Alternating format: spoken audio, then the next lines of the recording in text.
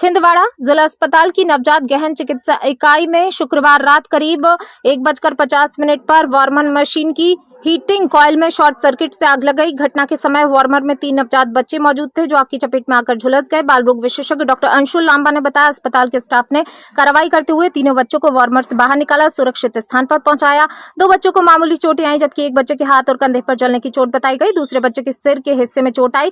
घटना के समय एसएनसीयू में करीब 30 अन्य नवजात मौजूद थे। सभी को सुरक्षित बाहर निकालकर आउटबोर्न यूनिट में शिफ्ट किया। 3 बच्चों को प्राथमिक उपचार के बाद सर्जरी, ईएनटी और नेत्र विशेषज्ञों से दिखाया। अस्पताल में बाल सर्जन उपलब्ध नहीं होने के कारण बेहतर इलाज के लिए बच्चों को जबलपुर रेफर किया। 2 डॉक्टर भी बच्चों के साथ जबलपुर गए। डॉक्टर लांबा के अनुसार तीनों बच्चों का इलाज जारी है। फिलहाल सभी सुरक्षित हैं। दिनांक 22 तारीख को सुबह करीब 1:50 के आसपास, है ना, जो बच्चों का वार्मर होता है उसे हम क्रेडल कहते हैं। तो एक क्रेडल में जो फिलामेंट होता है ना, जिसको हम हीटिंग कॉइल कहते हैं, जो बच्चे को गर्म रखता है ना, वो कॉइल में शॉर्ट सर्किट हो गया था।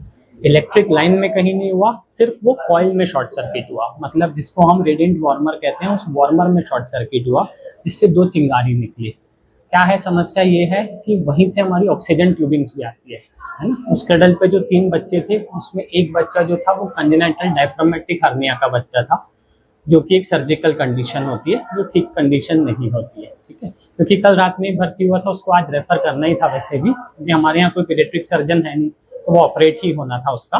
ठीक है, और 2 दूसरे बच्चे थे, उसमें डिस्ट्रेस के लिए बच्चा था और एक कम वजन का बच्चा था। ठीक है, तो क्योंकि ऑक्सीजन ट्यूबिंग वहीं से थी, तो जो शॉर्ट हुआ उससे चिंगारी निकली, और जो चिंगारी निकली वो ऑक्सीजन ट्यूबिंग पर गिरी, और ऑक्सीजन ट्यूबिंग पे गिरने की वजह से उस क्रडल में, क्योंकि फोम का बिस्तरा होता है जिसपे बच्चों को रखते हैं, उस पर आग लग गई।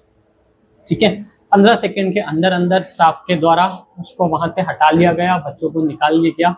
क्योंकि फोम का गद्दा था, तो 15 सेकंड से उन 2 बच्चों को थोड़ा सा बर्न इंजरी आई है। एक के हाथ में और थोड़ा सा कंधे पर है, और एक के स्काल्प रीजन पर है। ठीक है, तत्काल उसको निकाल के क्रेडल को बाहर कर लिया गया।